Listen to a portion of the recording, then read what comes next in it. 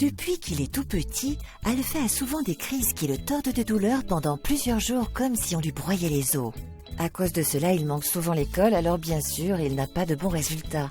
Les autres élèves se moquent de lui et l'excluent de leur jeu. Son père dit qu'il a reçu le mauvais sort. Alpha est différent des autres enfants, mais ne sait pas pourquoi.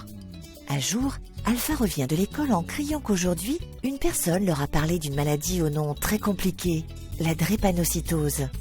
La drépanocytose affecte les globules rouges, ces cellules qui transportent l'oxygène à travers les vaisseaux sanguins. Pour pouvoir circuler librement, ils sont ronds et souples.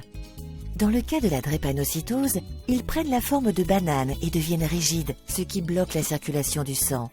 Le corps ne respire plus normalement, on est très fatigué, on souffre beaucoup. Les globules se détruisent facilement et on attrape plus d'infections. Au centre de santé, le diagnostic est confirmé. Il est drépanocytaire. Alpha est soulagé de savoir ce qu'il a vraiment. Il comprend qu'il n'est pas le seul à être atteint de drépanocytose. Le docteur dit que c'est la première maladie génétique dans le monde.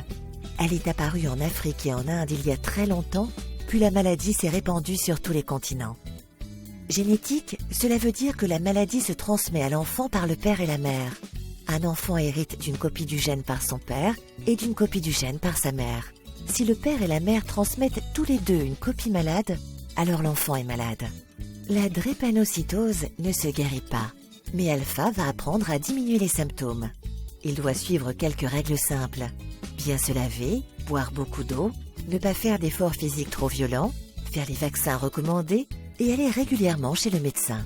La maman d'Alpha attend une petite sœur. Dès la naissance du bébé, il faudra faire le test de dépistage.